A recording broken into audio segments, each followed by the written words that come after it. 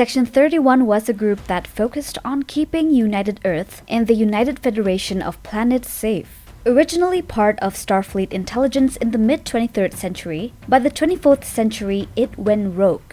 They used Article 14 of the Starfleet Charter as justification to take extreme measures during major threats, and worked in the shadows to avoid any backlash from the public. People thought it was around in the 2250s when they wore a specific black Starfleet badge. But by the 2370s, not many outside of Section 31 even knew it existed. During the Dominion War, some officers in Starfleet Command worked with Section 31, but still kept their distance. The organization had agents all over the Federation and Starfleet for secret missions. And we've seen some pretty interesting Section 31 ships in the films. Let's delve into the intriguing known vessels we've observed so far and explore their unique features together. So the first one we'll be looking at is the Anaximander. In Star Trek Lower Decks, Lieutenant William Boimler fakes his own death on the USS Titan and signs up with Section 31, where he takes charge of a new Defiant class starship, which is called the Anaximander in Season 5. Boimler also leads a crew made up of familiar characters to check out some rifts into alternate universes. By the end of the series, the Anaximander is hanging out at Starbase 80, which keeps a stable portal to these different realities. This whole mission is a callback to what the USS Defiant did in Deep Space Nine, which shows how important Defiant-class ships are in Star Trek's multiverse. Now the next one is NCIA 93. Section 31 had a fleet of over 30 starships, and some were designed like this one. These ships were about 274 meters long and could change how they looked, even disguising themselves as things like asteroids. They could amp up the power of their tractor beams with a special rig, and if necessary, mask their warp signatures to stay off radar. Also, they had the ability to shoot graviton beams from their deflector arrays. The main hull had a triangular shape that reminded people of the 22nd century warp delta design used by United Earth. Plus, these ships could pull in their nacelle pylons when they weren't in warp. The next one is Battle Drone. Now, a bunch of Section 31 ships filled with drones that had energy weapons had a major weak spot. Their lattice shields could be taken advantage of if they were hit from the sides at the same time. Back in 2257, an AI called Control sent these drone ships out to grab the sphere data from the USS Discovery, using kamikaze tactics to wear down its shields. When the Discovery made the jump to the future, the USS Enterprise stepped in to protect against the drones. And once the Control nanites were taken out in Leland, the drones powered down, which let Captain Pike wrap up the mission with the Enterprise. Number 4, Shiva class. Now the Shiva class is a medium-sized interceptor ship with 2 nacelles that the rogue AI called Control used to attack both the USS Discovery and the USS Enterprise near the planet Zahia. Like other ships from Section 31, it has a sleek black and blue look, which fits with the mysterious vibe of that group. The ship measures about 645.26 meters long and is 421 meters wide at its widest points. It is also 140.9 meters tall, including the roll bar. One of the cool features of the Shiva class is that it can unleash a bunch of Section 31 drone swarms that usually hang out on the skeletal wings of the saucer section. These drones don't have pilots and are armed with phasers.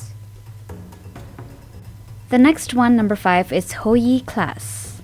The Hou Yi class starship has a design that's pretty similar to the Shiva class, with the main difference being that the Shiva class doesn't have upper nacelles. This starship features 4 nacelles, a distinctive roll bar, and a triangular main hull. It is also packed with a bunch of battle drones that can detach from the ship for combat. The Hou Yi class measures 645.26 meters in length and 421 meters wide across the saucer. When it comes to height, it stands at 170.8 meters from the top of the nacelles to the bottom. And when the ship goes into its stealth mode called dark mode, the pylons and nacelles fold in to make it harder to spot. Plus, all the lights turn off, which really helps it stay under the radar.